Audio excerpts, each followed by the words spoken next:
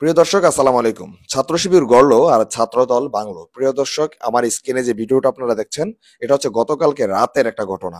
প্রায় 15 লক্ষ টাকা ব্যয় করে ছাত্র শিবির যেভাবে প্রত্যেকটা হলে হলে ঢাকা বিশ্ববিদ্যালয়ের বিশুদ্ধ পানির যে ব্যবস্থাটা করেছিল, এবং সে শিক্ষার্থীরা যেভাবে খুশি হয়েছিল, আজকে তাদের এই খুশিকে বিসর্জন দিয়েছে ছাত্রদল।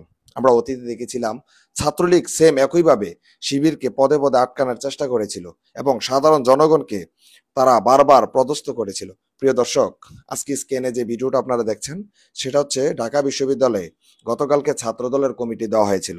আর সেই সুবাদে তারা কি করেছে, কমিটি পাওয়ার পর ছাত্র শিবিরের দেওয়া সেই পানির ফিল্টারটাকে তারা দুমড়ে মুচড়ে ফেলে দিয়েছিল এবং স্লোগান তুলেছিল, আজকে তারা পানির ফিল্টার তুলেছে, কালকে তারা অস্ত্র তুলবে বলে। প্রিয় দর্শক, এই ভিডিওটা যথেষ্ট পরিমাণ আপনারা শেয়ার করবেন এবং সারা বাংলাদেশের প্রত্যেকটা মানুষকে দেখার সুযোগ করে দিবেন। আজকে ছাত্রদল সেম ছাত্র লীগের ভূমিকায় আছে। প্রিয় দর্শক, তার নেতা বলেছিল নৌকা এবং দানাশীষ যারা বলবে তাদের জিব্বা কেটে কালো কুকুর দিয়ে খাওয়ানোর জন্য। আজকে সেম তারা তাদের কাজটা করতেছে। আজকে তারা নেতার দেখানো পথকে তারা অনুসরণ করে তারা এগিয়ে যাচ্ছে। প্রিয় দর্শক, এই ছাত্রদল এই ছাত্রদল যদি কোনো কারণে ক্ষমতায় আসতে পারে, ঢাকা বিশ্ববিদ্যালয়ের মতন একটা ক্যাম্পাসে আবার আগের মতো একটা রূপ আপনারা দেখতে যাচ্ছেন।